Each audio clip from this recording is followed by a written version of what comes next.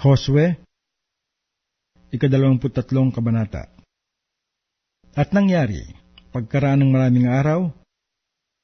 nang mabigyan ng Panginoon ng kapahingahan ng Israel sa lahat nilang mga kaaway sa palibot, at si Josue ay matanda na at puspos ng mga taon, na tinawag ni Josue ang buong Israel, ang kanilang mga tanda,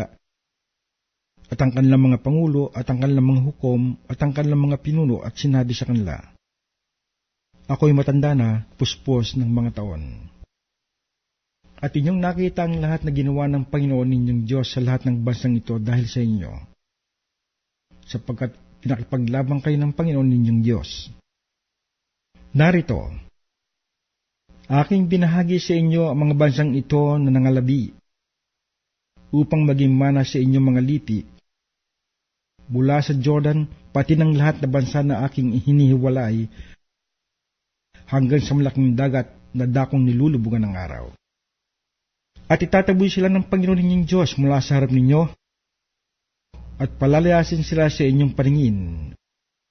at inyong arin kanilang lupain na gaya ng sinalita ng Panginoon ninyong Diyos sa inyo. Kaya't kayo magpakatapang na mabuti na ingatan at gawin ang lahat na nakasulat sa aklat ng kautusan ni Moses, na huwag kayong lumiko sa kanan o sa kaliwa,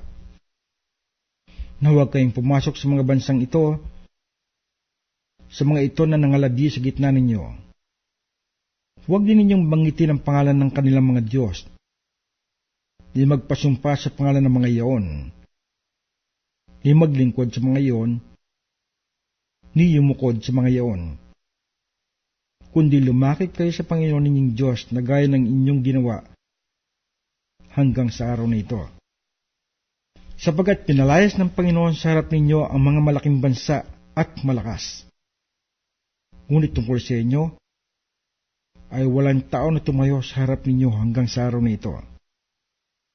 Isang lalaki sa inyo ay hahabol sa 1,000, sapagkat ipinakikipaglaban kayo ng Panginoon ninyong Diyos, gaya ng sinilita niya sa inyo. Magpakaingat nga kayong mabuti sa inyong sarili, na inyong ibigay ng Panginoon ninyong Diyos. Kung inyong ang tatalikuran sa anumang paraan at lalakip sa nangalabi sa mga bansang ito, sa mga ito na nangalabi sa gitna ninyo, at kayo'y mag-aasawa sa kanila, at kayo lalakip sa kanila at sila sa inyo, ay tatalasasin ninyong lubos na hindi pa palalayasin ng Panginoon ninyong Diyos ang mga bansang ito sa inyong paningin,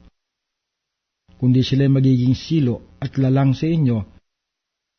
at panghampas sa inyong tagiliran at mga tinik sa inyong mga mata hanggang sa kayong malipol dito sa mabuting lupain na ibinigay sa inyo ng Panginoon ninyong Diyos.